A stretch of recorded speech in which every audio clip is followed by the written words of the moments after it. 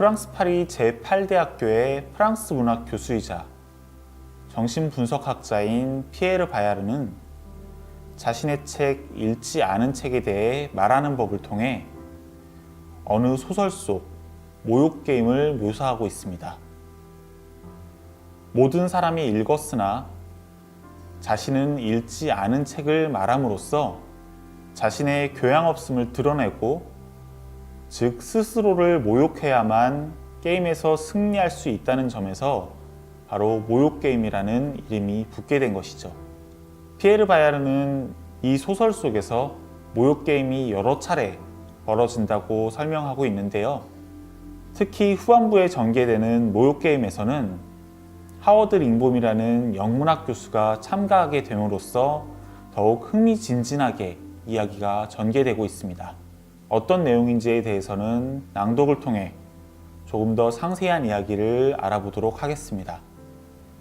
그때 하워드 씨가 주먹으로 테이블을 탁 하고 치더니 턱을 앞으로 길게 내밀며 말하더군요. 햄릿. 물론 모든 사람들이 웃음을 터뜨렸죠.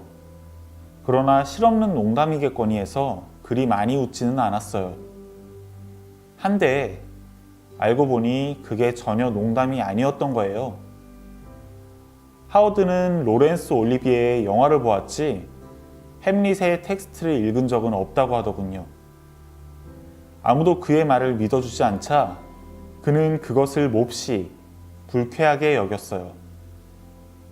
그는 우리에게 자신이 지금 거짓말을 한다고 생각하느냐고 물었고, 그의 물음에 사이 씨가 그렇게 생각한다는 속내를 넌지시 내비쳤죠. 그러자 하워드는 믿을 수 없을 정도로 크게 화를 내더니 자신은 결코 그 극작품을 읽은 적이 없노라고 엄숙하게 선언하더군요. 자, 이렇듯 자신의 무지를 당당하게 드러낸 하워드 링봄의 결말은 어떻게 되었을까요? 안타깝게도 그의 솔직함은 그의 인생에 그다지 도움이 되지 못했습니다. 바로 얼마 뒤 열린 자격심사에서 탈락하고 말았으니 말이죠.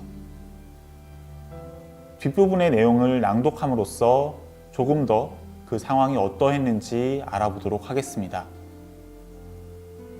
아마 당신도 그저 재미난 우발적 사건이라고만 생각할 거예요. 하지만 뒷얘기를 마저 들어보세요. 놀랍게도 하워드 링봄은 그 사흘 후에 면접심사에서 탈락하고 말았어요. 모두들 영문과에서도 햄릿을 읽지 않았다고 공언한 사람에게 감히 자격을 부여할 수는 없었을 거예요.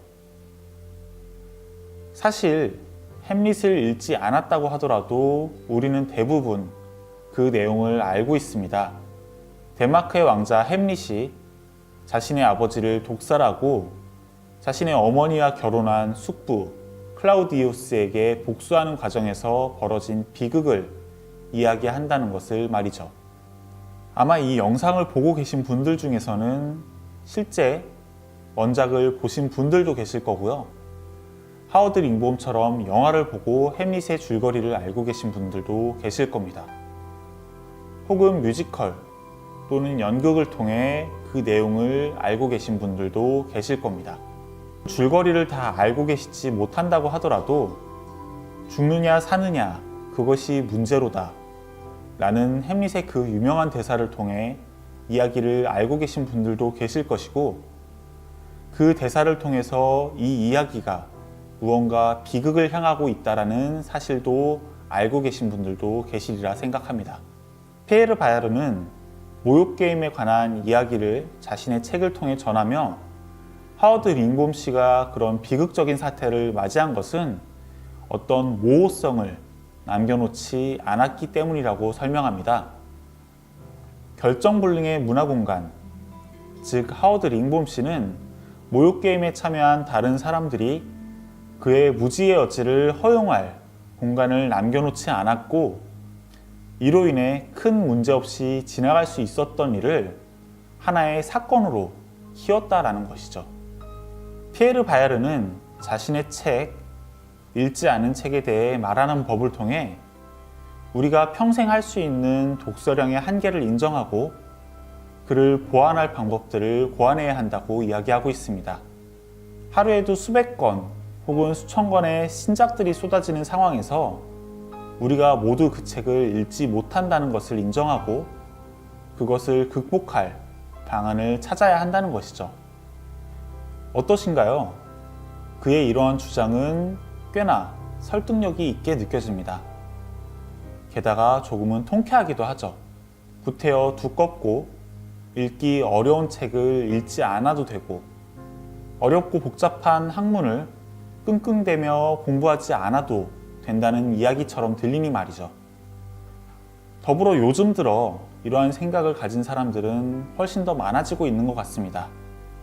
다양한 학문 분야를 혹은 어렵게만 느껴졌던 다양한 전문 지식을 꼭꼭 씹어 전달해 준다는 사람들이 세상에 가득하니 말이죠.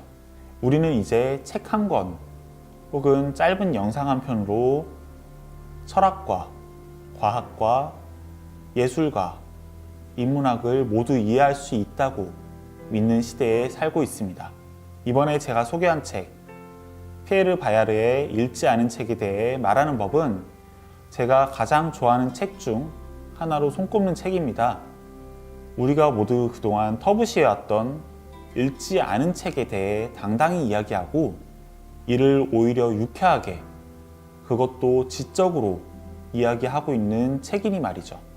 하지만 이 책을 매번 다시 읽을 때마다 무지의 치, 즉 알지 못함을 알고 있음으로 인해 그 시대의 가장 현명한 자로 손꼽혔던 소크라테스의 이야기를 떠올리게 됩니다.